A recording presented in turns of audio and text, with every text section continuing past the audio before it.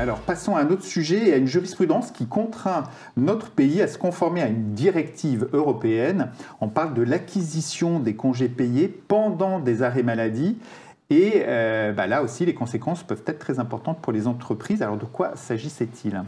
Alors, cette jurisprudence, elle était plus ou moins attendue, mais elle est quand même extrêmement crainte des employeurs, parce qu'il y a une directive européenne qui s'était déjà prononcée, mais nous n'avions pas transposé cette directive. Dorénavant, pendant les arrêts maladie d'un salarié, qu'il soit d'origine professionnelle ou non, le salarié va acquérir des droits à congés payés. Avant, ce n'était pas le cas. Avant, en fait, vous n'aviez d'acquisition des congés payés que lorsque c'était un accident du travail, d'origine donc professionnelle. Ah oui. Et l'acquisition se faisait pendant la première année.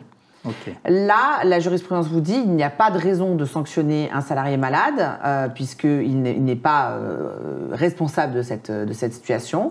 Et donc, on va venir imputer sur le bulletin de paie, ajouter sur le bulletin de paie 2 jours et demi par mois pour les congés payés. Alors, ça pose 3 questions extrêmement essentielles.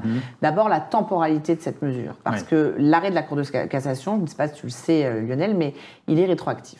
Ah. Ça veut dire quoi? Ça veut dire que pour les arrêts maladie futurs, on le sait, c'est acquis.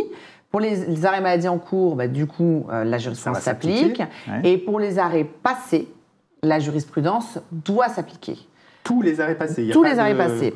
Et donc, justement, ça amène à la question mais comment fait-on pour essayer de neutraliser cette bombe qui nous est tombée dessus? Parce que c'est quand même une incidence énorme pour les entreprises. Normalement, pour tout ce qui est salaire, puisque le congé payé, c'est le traitement de salaire, c'est 3 ans. Mais la jurisprudence te dit que pour tout ce qui est congé payé, la prescription ne commence à courir qu'à compter du moment où l'employeur t'a mis dans la possibilité d'exercer ton droit. Or, comme la règle n'existait pas avant, l'employeur, a priori, ne t'a pas mis dans la possibilité d'exercer ton droit. Et donc, beaucoup d'avocats et beaucoup de doctrines aujourd'hui penchent pour dire qu'on pourrait remonter sur la totalité de l'exécution du contrat de travail pour récupérer les congés payés. Donc, depuis le jour de l'embauche. Depuis le jour de l'embauche. Donc ça, c'est vraiment un débat de société aujourd'hui qui est énorme parce que on a 2 jours et demi par mois. Donc si on n'a pas de prescription en fonction du nombre d'années, c'est assez énorme. Et ça pose une autre question pour les contrats qui sont en cours. C'est de dire, imaginons que tu es absent pendant 3 ans pour longue maladie. Ça veut dire que chaque année, comme tu n'es pas en mesure d'exercer ton droit à congé payé, il va être reporté. Donc un salarié qui est absent 3 ans en maladie, professionnelle ou non, il va acquérir 75 jours de congé payé à son solde de tout compte à la sortie. D'accord. Voilà. Donc c'est un vrai phénomène de société. Je pense qu'on va avoir l'occasion d'en reparler.